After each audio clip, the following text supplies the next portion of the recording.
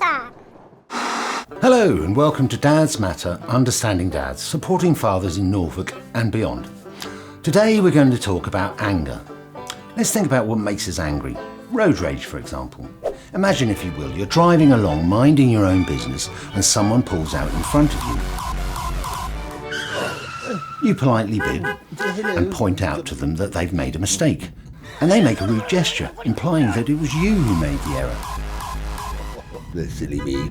So you correct yourself and continue to drive on, minding your own business. Unlikely.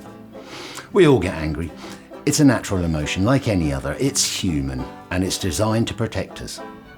In this example, anger would sharpen your focus, enabling you to avoid the crash.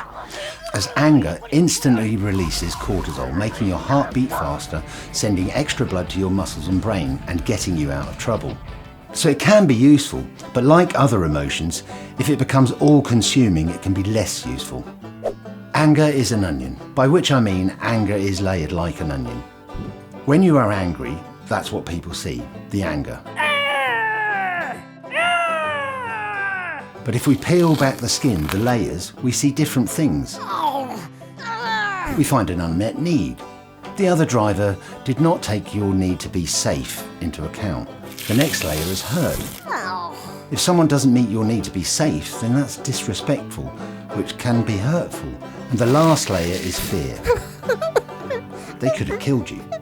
The anger onion doesn't just work with road rage though. Think of a time you got angry. What was your unmet need? Was that hurtful? What was your fear? Anger should be a short, momentary burst of energy to react to a frightening situation, a release, and then dealt with. If we suppress anger, bottle it up, we run the risk of building up negative feelings buried in our psyche that could one day erupt over the smallest thing. Imagine your psyche is a shelf, and every time you leave anger unresolved, another bottle goes on that shelf. How many bottles would your shelf take before it collapsed, shattering all the bottles at once? We all have different capacities, but we also all have a limit. It's important to take time for yourself. Do something you love. Take a walk in the sunshine and breathe fresh air.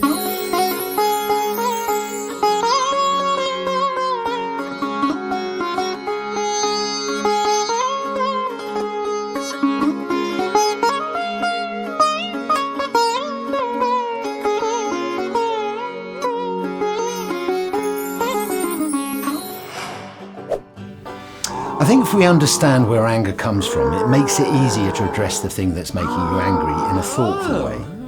And if someone is angry with you, we can try to have empathy for them. The modern world we have created is a scary place with its unique pressures and challenges. It's crucial to equip the next generation with the skills to use anger and stress for their intended purpose. By fostering a healthy relationship with anger and stress, we can help create a safer, more balanced society for ourselves and future generations.